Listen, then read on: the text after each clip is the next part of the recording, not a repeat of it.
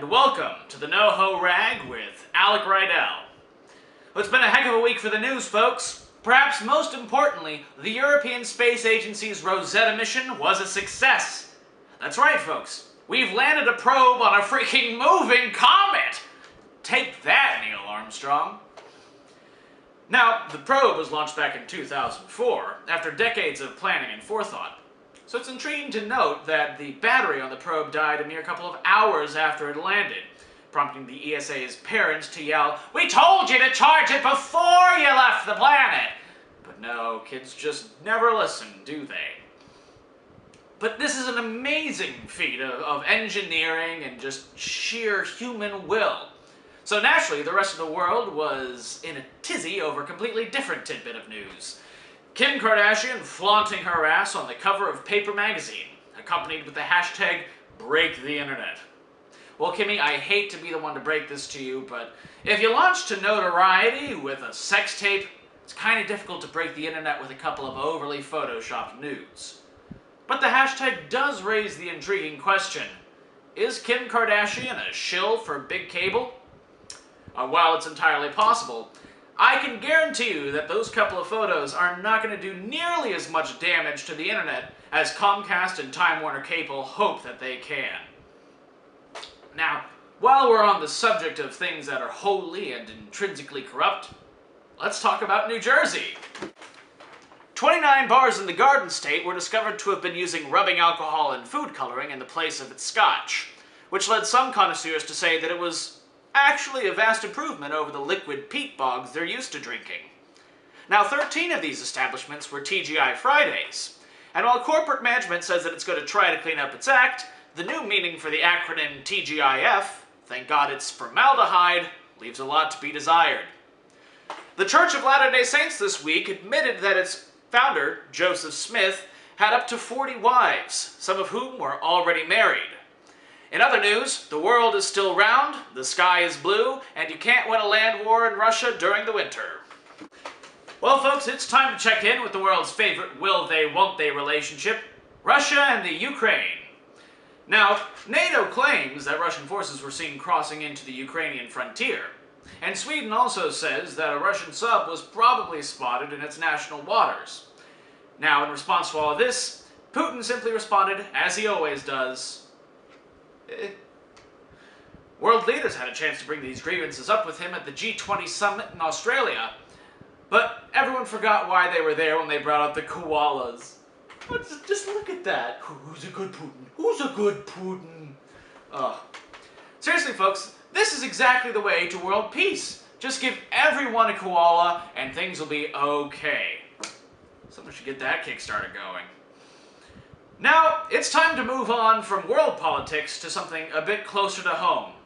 That's right, folks. It's time for the second segment of the show. Oil is generally a rather controversial topic here in the country, so it's shocking to see just how little fanfare there was when the House of Representatives last week passed legislation that would allow the Keystone XL pipeline to begin construction. And they did this in less than an hour. Now, to give you an idea of just how extraordinary it is that they managed to do this, bear in mind that the House of Representatives has accomplished literally nothing else throughout the entirety of the Obama administration. But of course, there's more to the story than just the vote. So the NoHo Rag decided it would follow the trail of money to its source. A vast ranch in the hills of Texas owned by oil man Eugene Tex Maverick. Our correspondent Chip Sterling actually had the opportunity to talk to this oil baron, and what he discovered might shock you.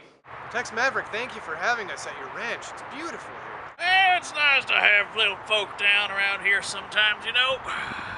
You seem to be in quite good spirits, considering your baby, the Keystone Pipeline, is meeting a lot of resistance in the Senate.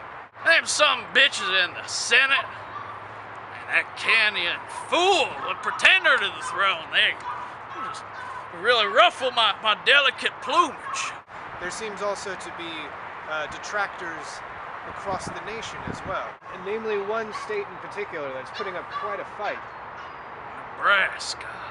Yes, Nebraska seems like they are... Nebraska's just it's a cornfield. It's not even a real state. You know, it's like Delaware. It's just a myth. They're just trying to go up against an American businessman. You know, they're saying, no, you can't build this here. See, it's a cornfield. I can build whatever the hell I want, you know, especially if I throw enough money at it. It seems that they're worried that it's going to get into their water supply. Yeah, they think it's going to leak out into their Ogallala aquifer. Who cares, you know, if a few little Nebraskans get a little sick to their tummies because of a little oil in their waters. They just don't understand just the tourist money that would come through there, just the entertainment value of the whole thing. You say entertainment.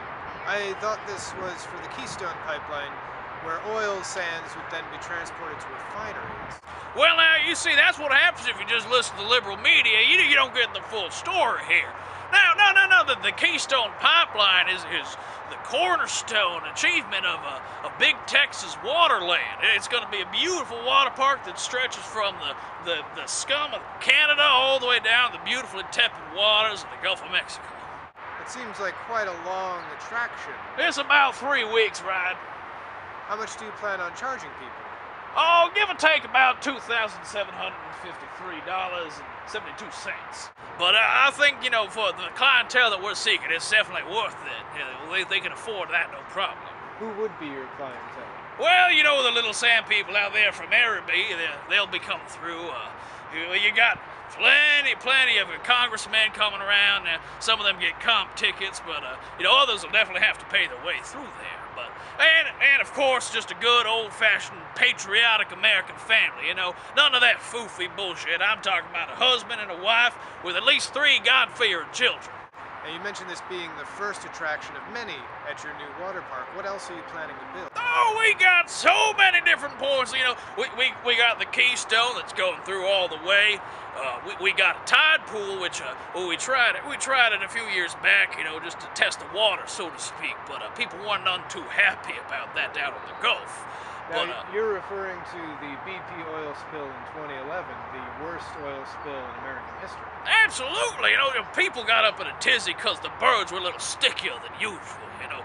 But of course, if any of that ain't your speed, you know, you got little ones that can't quite ride the coaster yet, because, you know, you got to be yay tall for that.